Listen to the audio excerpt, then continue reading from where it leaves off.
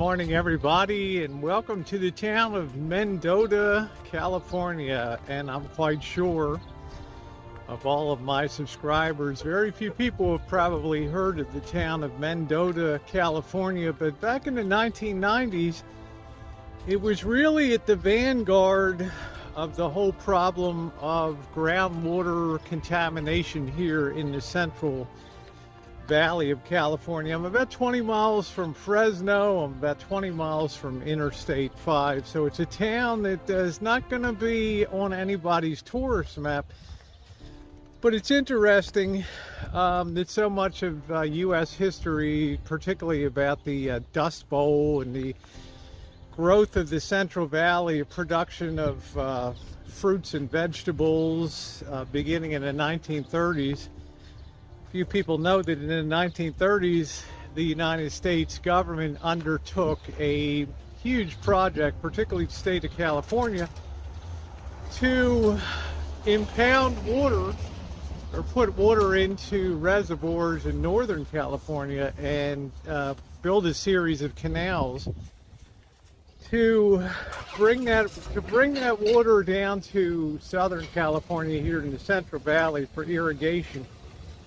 Well, it created a great boom, as you can imagine. It was the stuff of Dust Bowl legends. It was the stuff of John Steinbeck's novel, The Grapes of Wrath. It was the stuff of the Dust Bowl and the migration of people from Oklahoma and some of the plain states that had been affected by the Dust Bowl of the 1930s.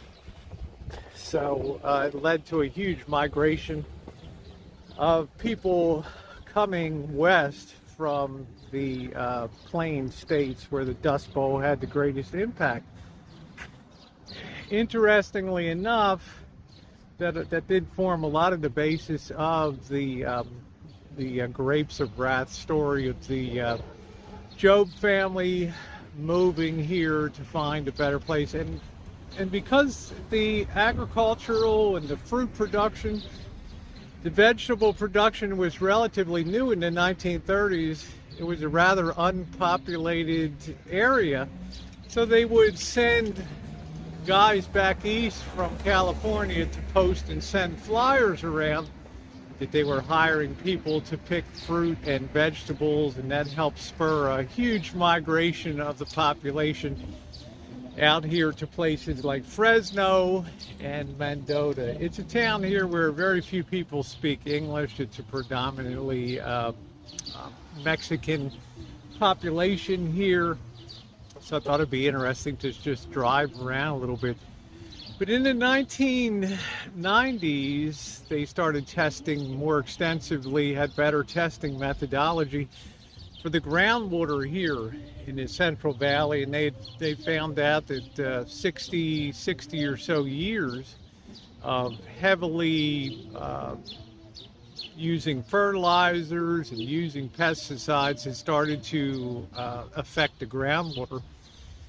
And by 1996, the water wasn't even drinkable. And here in Mendota and other valley towns, Central Valley towns, and that spurred a lot of lawsuits and a lot of changes to remediate the groundwater and make it safe again for drinking. Would I personally drink the groundwater here? No, but I don't, drink bottled water anyway. But it did lead to a precedent of beginning to clean up and try to be a little more careful about the usage of pesticides and chemicals and things like that. So let's take a little bit of let's take a look around.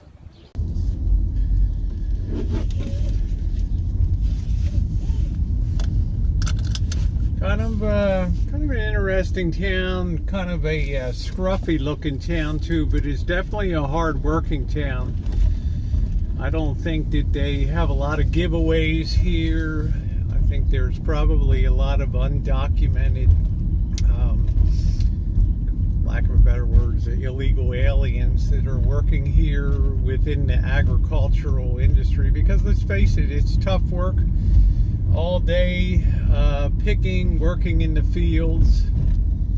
So I think we'll run up Main Street. This is Oler Street here in Mendota, and it seems to be kind of the main drag of the town. You have your Dollar General store here, and a lot of farm supply, ranch supply stores and things like that. So let's roll the nightclubs over there. Mi Ranchito nightclub, hardware store, Immigracion, income tax.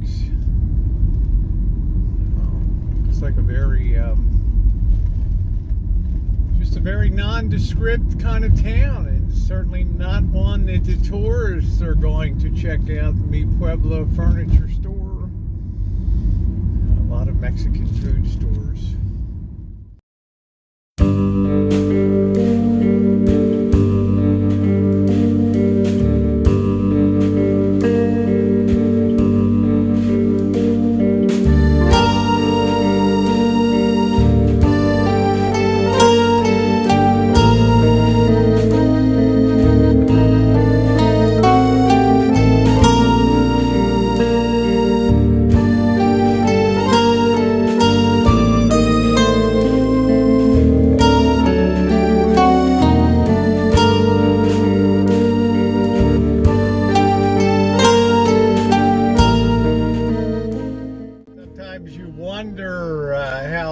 How towns get their moniker or their name, and the cantaloupe center of the world is quite a distinction, but I think it's probably true starting in the 1940s during World War II, when the town of Mendota became incorporated into a city. It was found that the soil conditions here were really excellent for the production of cantaloupes, and I think per the area, per the size of the town, the immense production of cantaloupes is probably more concentrated and of greater volume here than, well, anywhere else on earth. So I guess it is the cantaloupe center of the world. So the thing to put on your Chamber of Commerce Visitor Bureau. Welcome to the cantaloupe center of the world, Mendota, California.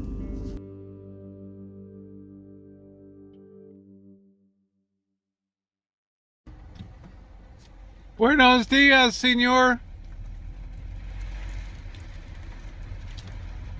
You have a whole ton of really substandard housing, because let's face it, the wages that are paid to be a farm worker are not great. I've tried to speak to about 3 local people and talk to them about the groundwater contamination, but the big problem here is one of communication. Due to the extensive Mexican population, English is not a first language here, as you can imagine. They got their own little civic center there, and appears to be an elementary school. I think the state of California has paid a lot of money to try to make things right anyway here in the town, because I said in the 1990s women were having babies turning up with birth defects and things like that. So there was that general responsibility.